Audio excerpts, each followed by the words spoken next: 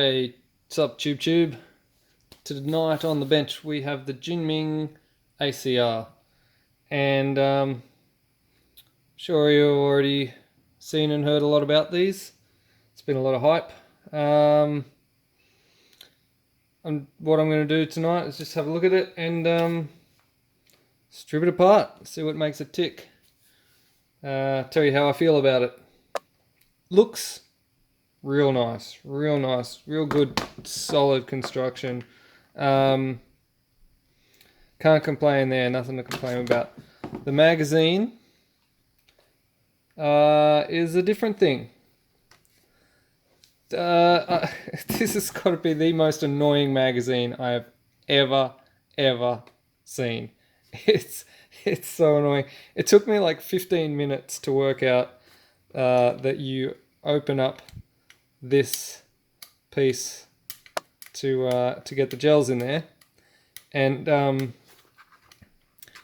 in fact, if you don't have fingernails, it's practically impossible to actually open. So like I can just imagine being like huddled down somewhere in a field, coming under fire, running out of ammo and trying to open my mag to get some bloody gel balls into it.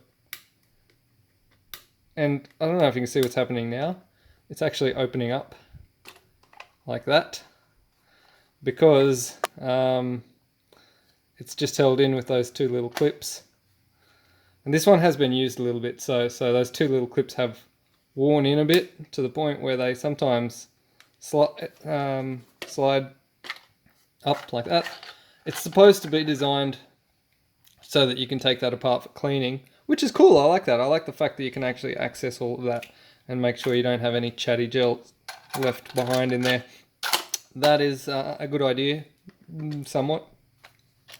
But I think the way that it was come about is a bit annoying. I'm still... Oh, hey! Oh, got it open. All right. So, meanwhile, you can fill gels in there, but on this particular mag, I've found it's just easier to crack that open and just pour a whole heap in there, rather than fiddle farting around for 15 minutes trying to get that to open. Anyway, it is a slightly different mag as well. The Gen 8 mags don't fit, unfortunately. They've gone and done that to us again. The Gen 9 mags apparently do fit, but yeah, worst magazine ever. Cool, thanks Jimmy.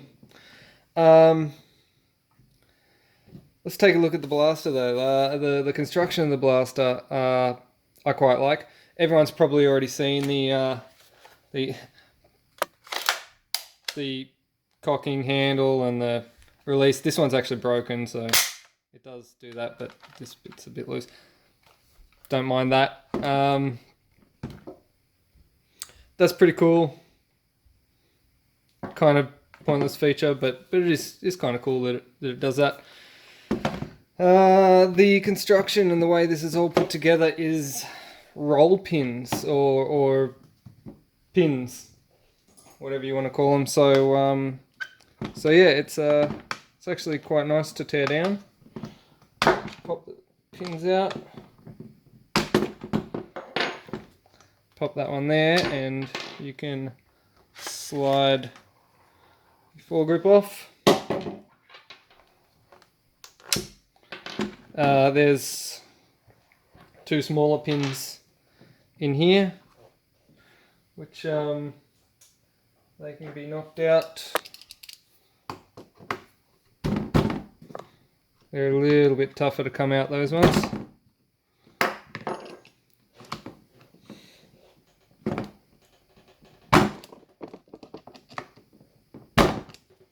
They do come eventually.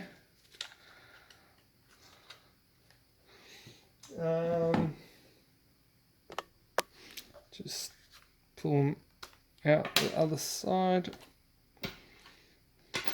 Those two little pins there. Set them aside. These other pins back here.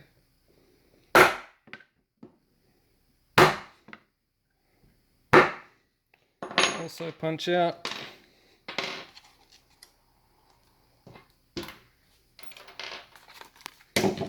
Last one there. Alright, and I think this whole barrel assembly can actually come forward. Yes, yes. So that whole barrel assembly can come off.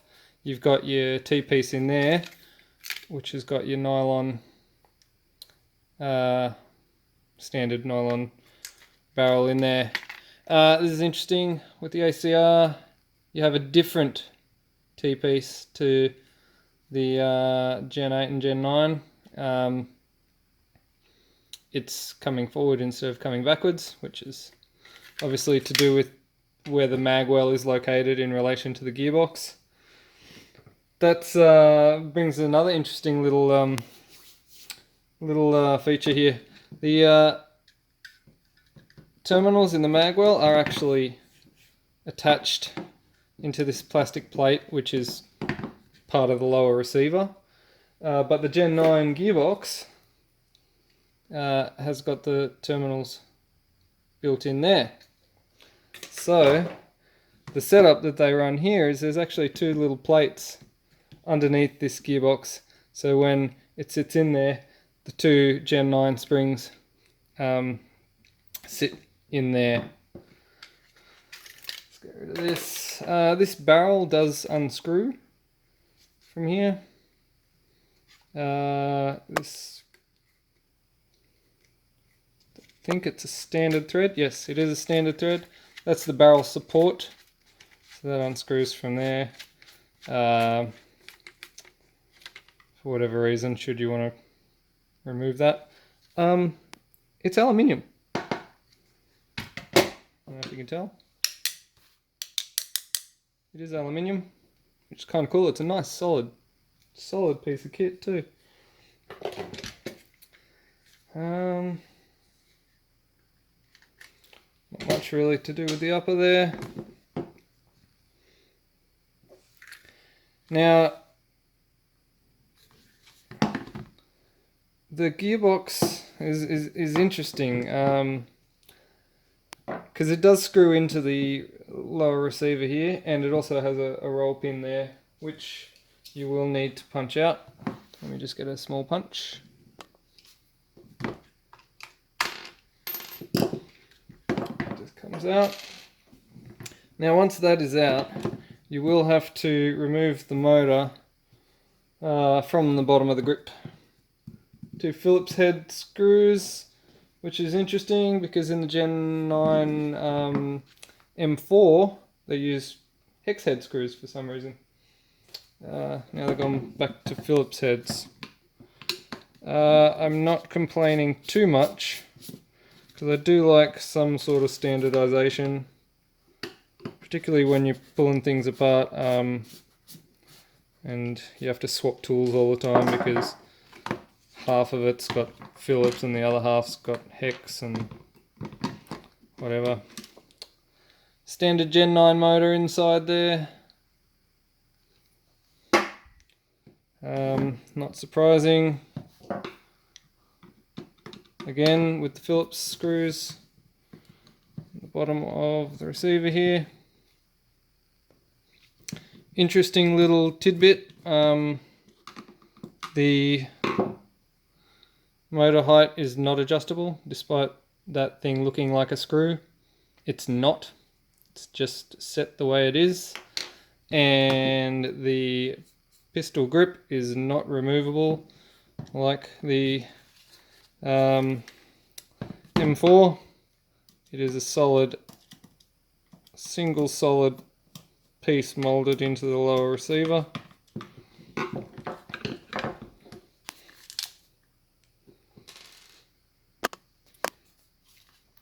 And once all those are out and your roll pins are out, you need to remove the mag release, which is of course going back to hex, because what was I saying about standardization of parts? Something. Yeah, so you get your Allen screw. I think it's a 2mm. Yes, 2mm. And then you can drop your mag release out. and your gearbox should now be free to remove. The battery lives in the stock here. They've done this interesting little arrangement where you have to, again, with no fingernails, try and open this little, there we go, open this little port so that we can squeeze a buffer tube sized battery in there. That's annoying. I don't know why they did that when they could have easily done what the HE guys did and just have that open up and drop a battery in there. Either way, the back of the stock kind of just slides up and off once you sort of free the gearbox up a bit, and then your gearbox just slides out, and you'll be able to see what I was talking about earlier on about the pads. So the two pads here for the mag terminals just sit there. So your standard Gen 9 gearbox sits in there. You may have noticed that I just said it was a standard Gen 9 gearbox. It is. It's a Gen 9 gearbox. It's not a Gen 10. Stop calling it a Gen 10. It is a Gen 9 gearbox, albeit a nylon one. You can see that it is a black nylon Gen 9 box, but it is identical in every other facet to the standard clear ABS Gen 9 that comes in the M4. Maybe a little bit stronger because it is nylon. But it is just a Gen 9 gearbox. You could take this Gen 9 out and put it into your M4. It would work just the same. Interestingly enough, you could also put a Type 2 box into the ACR, which I don't believe you can do with the M4A1 Gen 9 because differences in the back here. Yes, so there's the lower receiver. Like I said, it's a solid single molded piece by the looks of it. That is not an ambidextrous switch. Just looks like it is, but there's nothing there. Alright, so gearbox, motor. You may be wondering what the chrono results are, and I've already taken it apart and not chronoed it before I took it apart. The reason that I did that is because I have already gone into this gearbox and put an O-ring and a spring in it previously. I did chrono it beforehand, and it was pushing about 260 FPS standard out of the box, which I thought was quite good. Probably one of the better ones that I've seen out of the box. I did an O-ring and a upgraded spring in here as well, and this one's now pushing about 270 to 280. Not a huge improvement, but we didn't go like crazy in the spring department or anything like that. Yeah.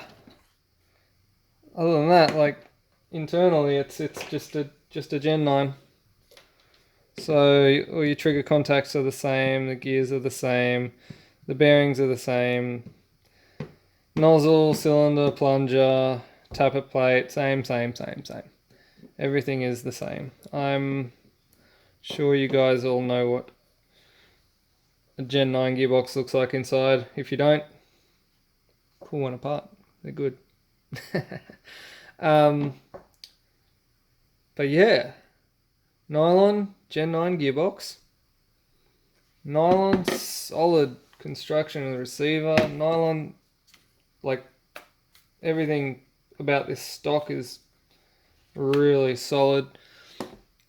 This leaves the HE ACR for dead in terms of quality and performance for that matter, because you've got the Gen 9 gearbox, which doesn't have any of those issues with trigger lag and weird sort of MOSFET circuitry. Yeah, what an amazing blaster. My only gripe is this crappy magazine. What the hell? What were they thinking about this? Like, oh, man, it's so annoying. And it doesn't take a Gen 8. I dare say you could file this out. You could file that out to fit a Gen 8 in there. Just like the Gen 9. You can file that out. Although you have to remove this plate so that you can get the file down in there. But other than that, solid blaster. Nice. Don't go swinging too hard off your charging handle or you will break it, like this one has been broken. But